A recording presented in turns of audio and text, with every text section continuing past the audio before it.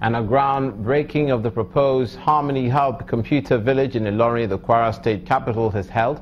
The projection by the Kwara State Governor, Mr. Abdul Fattah Ahmed, is that the computer village will employ about 600 youth when fully operational. That's apart from the indirect jobs that will be created in the process of its construction. Set as a cost of 500 million naira, the computer village will be funded through contractor financing as well as pre-sale or off-taker arrangements. This is the third major commercial property. The computer village, which is estimated to cost about $500 million, will be funded through contractor financing as well as pre-sales stroke off-taker arrangements.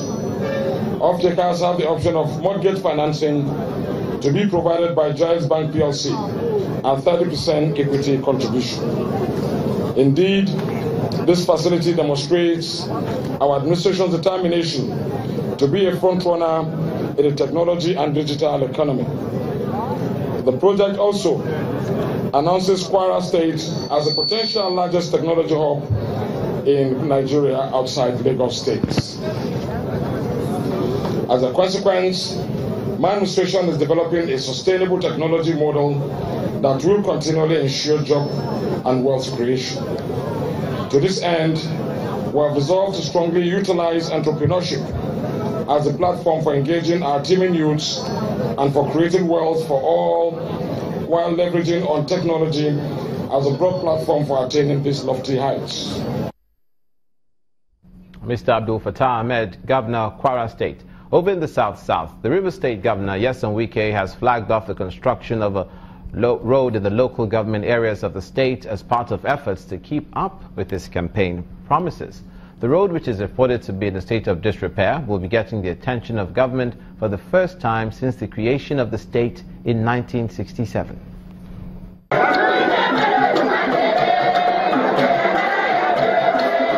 A cultural dance marks the mood of celebration. As Governor Nyesom Wike is received on arrival by traditional rulers, religious leaders, men, women and youths in a chain local government area of River State. The occasion is a flag-off of the construction of Olakwa 2 Afara Ni Road. The Commissioner of Works highlights the economic importance of the road to the people. In the next 8 months maximum, their worst fears will have been a thing of the past. This road, when completed, will cause investors, will drag in investors, and when investors come, there will be development in this community. The youth will be gainfully employed. It's now time for the governor to address the people. He says the construction of the road is a promise kept and the start of the construction of rural roads. I want to thank you because I have come to pay the debt I owe to Iche people.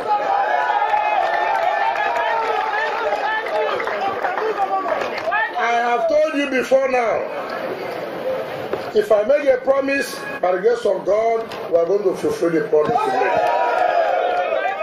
make. Then it gets into the matter of the alleged printing of electoral materials, which the governor believes should not be swept under the carpet. This is a country. Printing result sheet is like printing currency of the country. Instead of INEC to come up to say police, no. It has touched on our credibility. It has touched on our integrity. We must know what happened so that we know where to avoid it tomorrow. They are not saying anything. They will say, oh, it's a lie. This government has police. Does government have employed police? The Olakwa 2 Afarani Road, which is currently in a deplorable state, is an 8.2 kilometers by 7.3 meters with a drainage system of about 4 kilometers. Emmanuel Irei, Channels Television News. Carnival pre-run open as I dedicated to climate change in the name of the Father and of the Son and of the Holy Spirit.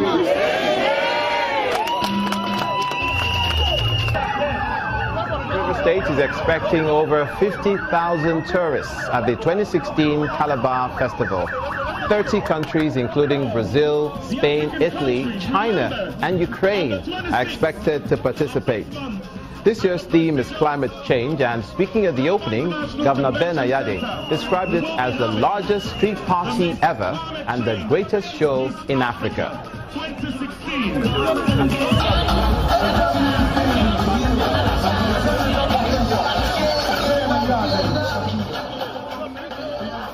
It's almost impossible for you to get a flight to Calabar. The hotels are already booked.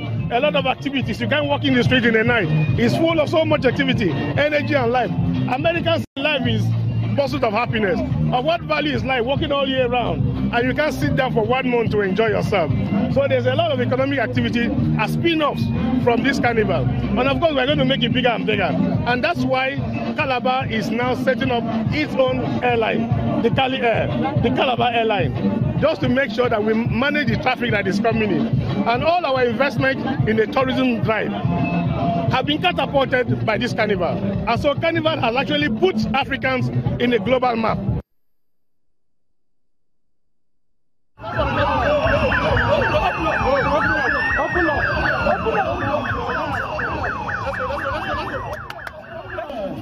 The African countries, remember, 2004, when he had the vision to make the state a haven of hospitality and tourism. Calabar International Convention Center. We will be having the Miss Climate Change, Miss Africa 2016. Also there is the governor's wife, Anne Ayade, and former Governor Donald Duke's wife, Onari Duke.